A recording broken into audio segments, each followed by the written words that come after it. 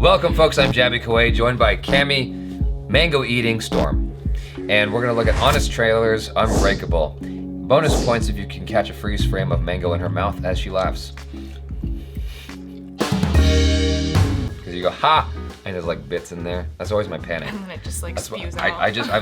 I'm constantly like starving on set whenever I book a commercial or a job because I don't want food in my mouth, and that's like my worst fear is that I smile and there's like a cookie, crumb inside.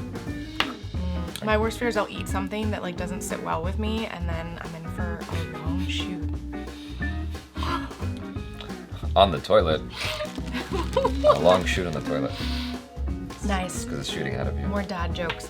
The following trailer is rated S for spoilers. But come on, people. Seriously? It's been a long time.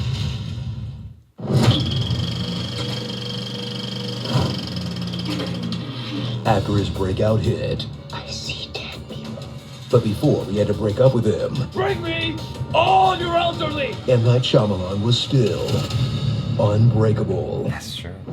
You liked Split, and after someone explained why Bruce Willis was in it, you keep meaning to check out Unbreakable, the atmospheric thinking man's comic book film that M. Night kept insisting would be a trilogy. Then that kept not happening, which in hindsight was a really good thing, because he had a lot of crap to get out of the system first. Plan on murdering me in my sleep? What? No. Worth it? Bruce Willis shines as David Dunn, a detached middle-aged man who doesn't take full advantage of his talents and just kind of mopes around even though he's got it all, aka Bruce Willis. Watch as his very life is turned upside down by Elijah Price, a fragile obsessive who insists that everyone likes comics the same way that he does. This is an art gallery, my friend. And this is a piece of art.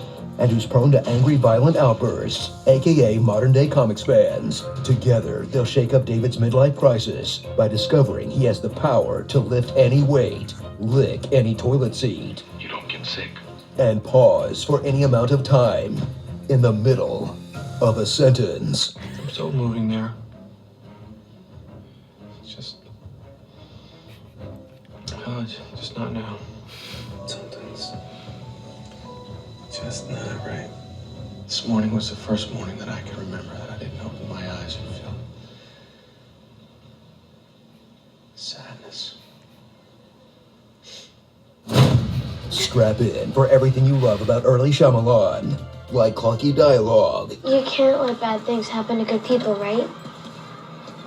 That's your code, right? That's the hero's code? something about water being scary, I'm afraid of water. You have a weakness. Water. You remember the story about the boy that almost drowned in the pool? and a twist you'll never see coming the first time that will be so obvious the second time around, you won't know how you missed it. They say this one has a surprise ending. I mean, is it still a twist if you're expecting a twist? Or is the real twist knowing he knows you think a twist is coming, so he probably won't do a twist, then doing a twist anyway? Boom! Shyamalan! So before you experience the mind-blowing scale of the next big comic book movie, dial things back. Like, way back. For a superhero film that does it all without CGI, epic battles, or sky beams. Because sometimes all it takes to tell an epic story is the power of stairs.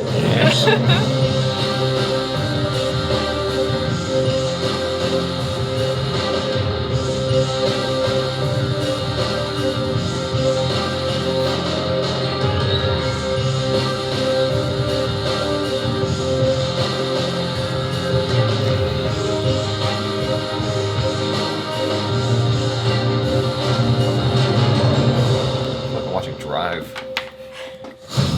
Staring. Sigh Hard. Haley Joel Osment. Brakeman and Robin.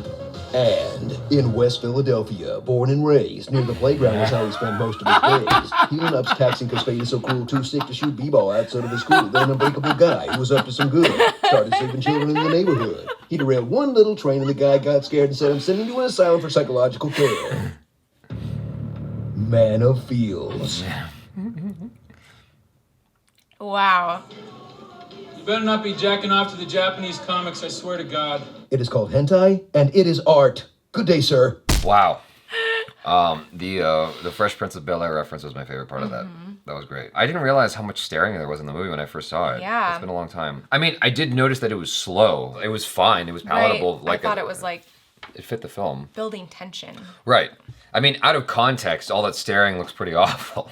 The first time I noticed a lot of people staring in a movie was in Drive, where I was just like, God, move on. I get it. And then here, you know, they're thinking a lot of things. They're feeling a lot of things. I suppose if I were to watch it again, I'd be frustrated. Yeah. Especially with them remarking on the long pauses he's taking. It's like, golly, that's a long pause. That is a long pause. We're in the post 144 characters generation, so, well, now it's double on Twitter. They give you more, but still, everything is fast. And so, like, watching this today might be tough. I love this movie, so it was kind of hard. It was funny to watch, but a little bit, I was like, oh, don't bash on it. I love this movie. But the best ones to bash, though. Yeah, that's true. Yeah. I took it well. But coming from, like, as an actor standpoint, there's so much power in stillness, and so I'm like, I totally understand why it's happening, the internalizing factor of why to do it, and that's kind of part of why I love the movie. But yeah, watching it and then seeing how much staring there was, I was like, that was a bit ridiculous, yeah. I have to admit. I'm really excited for Glass, for them to like tie up this, we got trilogy then, right? Yeah. Would it be? I mean, it was one of those things that I was on the fence about. Like, I remember sitting in the theater watching Split and everyone losing their mind when Bruce Willis showed up. I'm like, yeah, why is everyone so excited? It's just Bruce Willis. Like, they're like, no, because it's a sequel to this. I'm like, really? Like, he didn't just tack that on at the end of the They're like, no, it's been planned this whole time. I'm like, all right. He lost my faith a long time ago. Split was all right. And so I am looking forward to Glass. It does look very exciting. I need to watch Unbreakable again and see, like, you know, just... Yeah. Because I'm sure there's going to be things in there, like references, and everyone's going to be like, oh, you didn't get this reference because you didn't watch the movie at 10 minutes in. He did this thing over here, and they showed this thing over here. It's a callback to the other movie. I was like, who cares? But I care now because you care. This reminded me of how much I don't like Mark Wahlberg in a dramatic setting, generally speaking. This is just... I do like him better in comedy. He's much better in comedy. Plan on murdering me in my sleep? What? No. Everything he says feels comedic, but it's not in the right genre. And I'm like, because I watched that and I'm like, I thought it was like a comedy. It just seems like he's not genuine about it. I feel like Mark Wahlberg's acting, you can sum up in 2 seconds. It's pretend you're talking to a 2-year-old. That's his acting style. Mark Wahlberg, if you're watching this, I'm sorry. I do actually like you. I enjoy lots of movies that you're in. He's not watching this. Okay, well, just in case. Yeah, it's like, just pretend you're talking to a 2-year-old. I mean, and it's like, that's his acting style when it's not a badass. If he's playing a badass, or he's in a comedy, he's so much more effective as an actor. But for some reason, when he's trying to play the everyman, he goes, let me talk to you like I'm talking to a 2-year-old. What? No. Honey, Santa Claus is real. There is a tooth fairy. I didn't come in and take it from you and then slip a $10 bill under your pillow. That wasn't me. And you're like, am I supposed to believe that? That's so annoying. It's like, oh, shut up, Mark Wahlberg. Just look. Just look. The way that they describe the, what is his name? Bruce Willis. Pierce. No, not. Pierce Morgan. Is that his name? Morgan Freeman. Morgan Freeman? Isn't that Samuel L. Jackson? Yes. Like, wait, am I watching the same thing? I like how they describe his You said Pierce. I'm like, I'm just gonna run with that. I'm just doing the name game now. Because I heard something that they said, and I was like, what? What are they talking about? That's Samuel L. Jackson. Is that his name in the movie? His name is Samuel Jackson in the movie. No, it's not. It's not. I don't know what his name is in the movie. Not that gullible. Yeah. Maybe that was his name in the movie, and I need to obviously watch it again too. I like the way that they describe his a temper tantrum type of character. And the song was like perfect, hilariously perfect. I thought it was great. It came out of left field. I think that's what made it even better. Right, just like, very random. Wasn't expecting it. He didn't make a joke about the paint cans. I thought there was gonna be a joke about paint cans when he was like, do bench pressing the paint can. And he can bench press paint. I don't know, something.